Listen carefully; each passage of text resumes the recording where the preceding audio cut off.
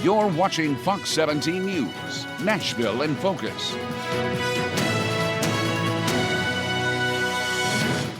Happy Sunday morning, everybody. I'm Scott Couch, back with you for the first time in a couple of weeks. Last week at this time during our time slot, we had a special newscast that was precipitated, of course, by the unprecedented ice storm and the number of people that were without power. Several people on this panel didn't have power, so it's just as well we didn't have a show. Obviously, if you're watching, you have power now, but a lot of people don't, so our thoughts are with them. Let me introduce our guest, and we will wade in, 2 Democrats, 2 Republicans, and plenty to discuss. Steve Gill back with us for the first time in a couple of weeks, attorney, publisher of the Tri-Star Daily, which is a conservative news site, also a conservative television and radio host. And beside him, none other than Jasper Hendricks, Democratic strategist, Metro Fair Board chair, and the only man that's on this program almost as much as me. Glad to have you back. Kenya Magruder back with us for the first time in about a month. Good to have you here. Nashville, I should say native, and also a Democratic strategist. Delighted to have you back. And Debra Maggart, former Tennessee House Republican Caucus chair, so member of the leadership, and glad to have you on the panel.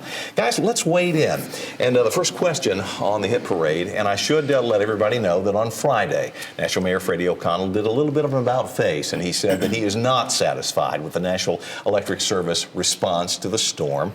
And just to edify those of you who, maybe weren't super impacted, and you think, what's he talking about? Well, at the height of the storm on Saturday, when so many people were out, in fact, NES has 460,000 customers. At the height of the storm, half of those people did not have power. And when I say people, we're not talking 230,000 people. That's 230,000 households. The Census Bureau will tell you that in Nashville, a household is 2.2 people. You guys can do the math. 500,000 NES customers. And we live in Sumner County. We didn't have power either, NES customers. But NES had about 150 fewer people working on a much larger problem than neighboring Middle Tennessee Electric, and Cumberland Electric Membership Cooperative had a very similar number of people working as NES. At that time, we were getting numbers into the news station. The utilities were letting us know who's on the case. And the mayor for days said, hey, we don't want to prejudge. We'll do an after action when we get going. But after all the numbers continue to come in, people continue to complain. And by Friday evening, National Electric Service had 1,100 people on the job. So that's 5 times, the people that they had initially. And the mayor on Friday said he was not pleased. And my question is, and Steve, you still are without power out of your home, will anybody at National Electric Service be held accountable? Should they be held accountable in your mind? They absolutely should, because when you look at the problems of the outages, it is an NES problem. Middle Tennessee Electric, the areas they were serving, are fine. It's Sumner County, where NES is in charge. It's Williamson County, where NES is in charge. And their failure is both in the preparation before the storm, in the low numbers that they had prepared to respond.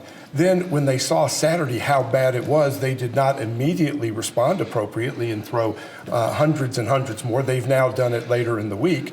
And then I think the other problem is go back several months when the CEO, Teresa Broyles Alpin, pridefully said, we're not going to cut back the tree limbs over the power lines because we want to preserve our canopy. We want to preserve the trees. Well, we're seeing the value of those trees versus the value of power today. And there are still tree limbs overhanging power lines that could still fall in the next coming weeks. So they have failed before, during, and after, and they all ought to be held accountable. Now, Kenya, you and I are, been around as long as anybody. We were here in '94 when we had the big ice storm. It was similar in scale in terms of the people who were impacted. And the canopy discussion was held at that time, and a lot of trees got cut back, and a lot of people were unhappy because it does, it's not as pretty. Your thoughts on how were you impacted? Well, I'm going to say, I lost power last Sunday as well and didn't get my power back until Wednesday. But what I'm going to say, too, is I kind of understand exactly where Steve was talking about, because I also see where the manpower was, because I do think that they still need to hire more linemen. Now we're in a different workforce and more people probably are looking to be electricians and be a part of this. And when you talk about what's happening with the trees, I said the same thing when I moved back home 12 years ago at my grandmother's house in East Nashville, because trees were all over the place. The power went out, and the first thing is, oh, that's NES. But when they get out there, they said, that's your problem. It's not our problem. And so you're going to have people saying the same thing when we start to dial out of this situation. And so I am happy that Mayor O'Connell is saying that he's not happy, and they're going to have to start looking at how to move forward with this. I think it goes all around, as customers, we also need to start looking at making some changes to some things. Like, everybody loves trees until their power goes out because a tree has fallen on the line. Now, in my neighborhood, our lines are underground, but that has nothing to do with the fact that why I lost power, because it's still connected 2 miles down the road. Exactly. It's not. Yeah. And so, I think that this is just going to be where the community is going to be paying attention, because everybody was impacted about this. This hit every part of our service area. And I want our viewers to understand this. The National Electric Service is the 12th largest, or in the top 12 public utilities in the country, so it's not a small thing. They've got almost 500,000 households, businesses, locations, if you want to say that. Debra, the mayor appoints people to the NES Power Board, which governs these people. In your mind, is it worthy of some sort of penalty? Because the person who runs the utility is probably the highest paid person in metro government. So the mayor, he's only been in office, 2 years, right? And he's only had one appointment of someone new that he put on, and then he reappointed somebody else. So he's only got 2 people on a 5-member board that are his people, so to speak. So, maybe they take a look at that. I'm sure he's been talking to them and trying to, make sure he's going to hold them accountable. I want to take a quick break, and then I'm going to give Jasper the same bite at this. He was shaking his head quite a bit when Steve was talking, so I'm interested to hear what he has to say. You're watching Nashville in Focus, and we will be right back. You're watching Fox 17 News, Nashville in Focus. We'll pick up right where we left off, and the question was, should the CEO of the National Electric Service be penalized in some way for the utilities response? Jasper, you live downtown and you lived in several places. Your thoughts? I really think that I don't think it just lies with the head of the utilities, because there were a lot of players here. The mayor, the governor, a lot of people had sort of responsibilities and duties that they could have leaned into. In which they decided not to do until middle of the week. I think over the break we were talking about the National Guard. You're quick to send the National Guard to Memphis, to do things. Why not have the National Guard here? The National Guard should have been here on Sunday, cutting down trees, and clearing, paths for people. There's still people who are stuck. Even though I live downtown and still my street isn't clean. When I came out of my garage to come here to do the show, it's still ice. So I'm parking in a garage downtown, but I gotta get, I can't get anywhere. You can't, it took a while just to get down my street, and I'm like 2 blocks from NES. So it doesn't make any sense why things are taking so long. And I believe, one of the problems is that we have a growing city, we have a large city, but it's being run by people with small minds. And people who still want to live in a small town, and it's just not anymore. And it's not that anymore. So you have to pick it up. I miss you it. Have to, right? Yeah, you have to start thinking about doing things a little differently and a little bit expeditiously. At the risk of being banned from the show, I'm going to agree with my friend Jasper. That's it. Whenever we ask that. The governor failed to act. The National Guard should have been deployed Saturday afternoon when they saw the devastation that was being wrought. I was driving through 31st Avenue over by Vandy. There are still lanes blocked by downed tree limbs that are blocking lanes. Those should have been cut and at least moved to the side already. Also, you've had folks, I know, in some of the more wealthy parts of the town that have apparently been deceived by NES saying, we're going to have the power on soon, knowing that it was not going to happen because they didn't want to disclose how long it was going to take, because they didn't want people panicking that with no alarms, no power, people would come in and start robbing and looting. You should have been dispatching, the National Guard and patrols in every neighborhood to prevent any of that being taken Here's also, advantage too, of. what people have also complained about is the mapping system that they looked at. And, you have to tell people technology. You can't really trust it. You can't. According to their map, I wasn't out of power. Even when I reported mine, the texting system, it sent some kind of, I don't know, message that some it people wasn't. were erroneously told that your power's been fixed, and then you go home and it's not. And when it comes on and then it goes off again, they still report in their outage that you're on. They're misreporting the outage numbers today. And I just think that, again, People are hot. people are going to be hot, and you do have some people, such as Steve, who are going to be out of power. Going on into the on Friday, they said February. it'll be a couple of weeks. I have a friend who said her power was out too. This is some, but I was reading. Time. Mississippi has a similar problem, but it's not on the scale of ours. But it's one county in Mississippi where they say it could take a month. Oh my! Because of the trees and and the situation that's there. And I just think the NES don't want to tell people that.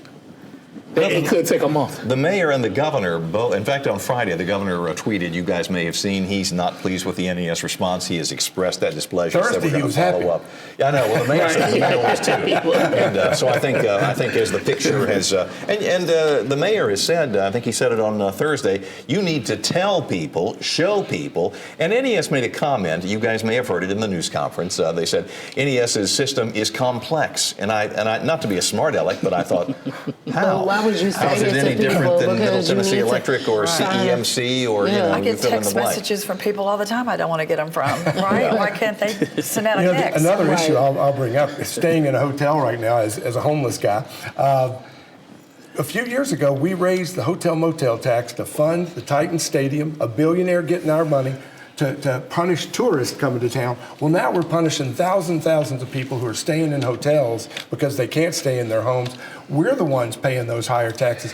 They ought to rebate that. They ought to at least do a sudden emergency rollback of the sales tax. Right, and not just that, but the visitors, the convention bureau, I believe it was, they put out a statement, and it was on the news on Friday morning. They gave a list of hotels that are offering discounts. Yes. For people. Why not offer to pay for the hotel for some people? Knock off that Like you said, with the sales tax, right? With the tax, because they have. There's money there. And you're going to have people who are going to be there for some time because their boxes are completely dead, and it's going to take a week or two in order for that to get up, or Some longer. folks have to get an electrician to come and repair, the wall box before NES can come in. Yes. And when it finally gets warm, Yeah. that's when your pipes are going to burst, When they're and we're gonna getting into that at the beginning of this week. Oh my goodness, it is something. Not that I'm gloom and doom. I did think the mayor did a good job keeping people informed. I kept the TV on because I did have power. Daily briefings.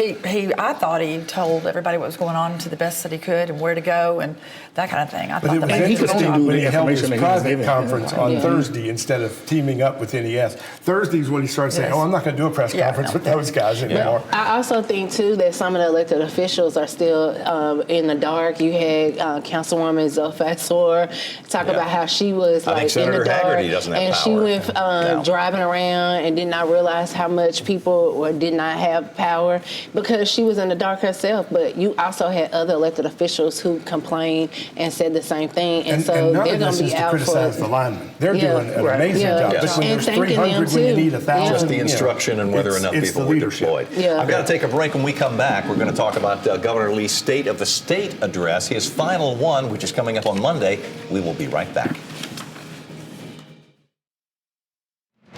You're watching Fox 17 News, Nashville in Focus.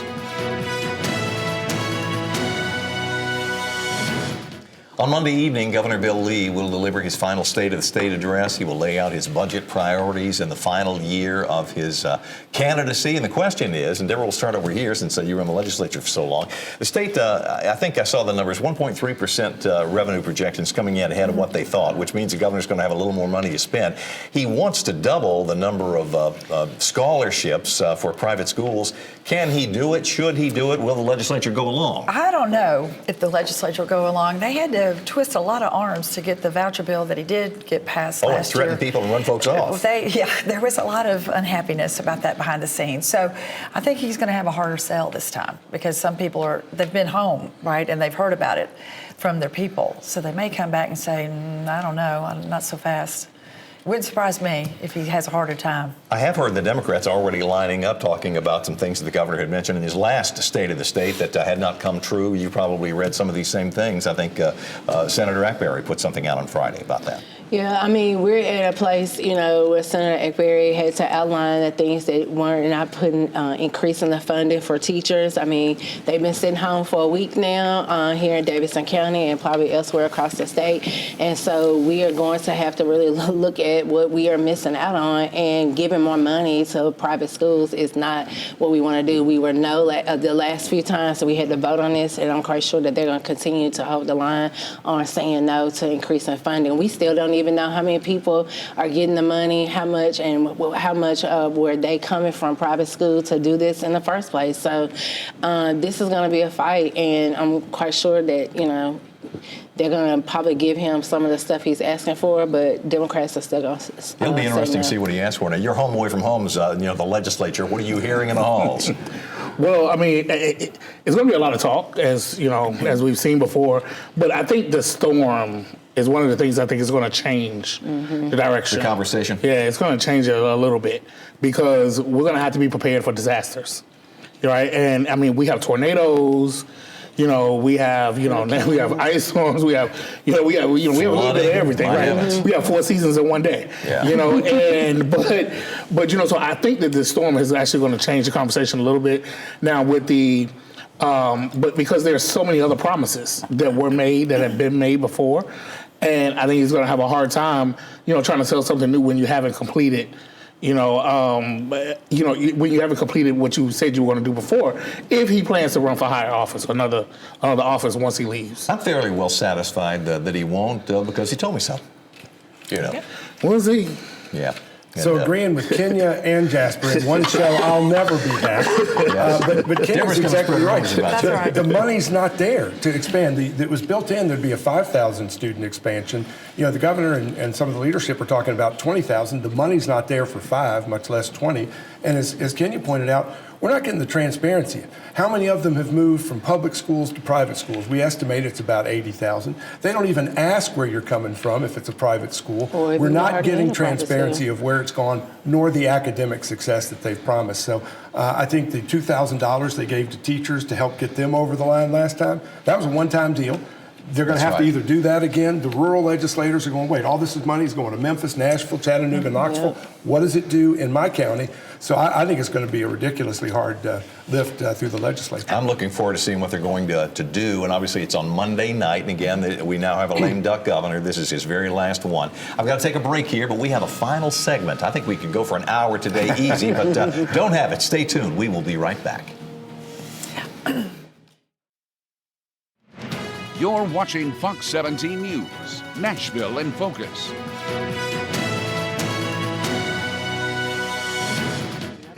One of the bills that the Republicans are offering, I guess in the name of immigration reform, would require people who get professional licenses in Tennessee to prove that they are residents. Do you ask for any problem with that? Will the Democrats go along, or do you see this as problematic? It's a distraction. It's a distraction bill. You can't get a professional license. If you're undocumented, if you're not here legally, how are you going to get a license? Why would you go get a license? Like a barber's license? Why would you go if you're not even on paper? What kind of sense does this make? It's almost like much ado about nothing. Right? Yes. Because it's like you're trying to solve a problem that doesn't fix. Instead of actually working on a pathway to citizenship, instead of working on trying to help people do the right thing, you're going to come up with a frivolous legislation like this, or like the legislation that says that you have to be you have to have a driver's license in order to register a car. It was okay when your cousin did it, Where when he because he Look, Bubba needs to work. Right, Don't talk about my cousin. right, but now somebody found out there's a loophole that they can go get. They can get. Now it's an issue. I mean, these are just distractions. I mean, it's a waste of time. It's a waste of time because our legislature really could be done within a matter of a couple of months. But they do things like this, and they have bills like this. They just drag it on, and it's so they can continue to get paid. I mean, I should say it's one of many bills. Well, I think there are a lot of other bills dealing with illegal immigration that make some sense. I would agree with Jasper again that this is one that, in terms of low-hanging fruit, who are the ones getting professional license? Are they becoming lawyers, doctors, nurses? Now, if they're becoming nail techs at some nail center, maybe that's a problem.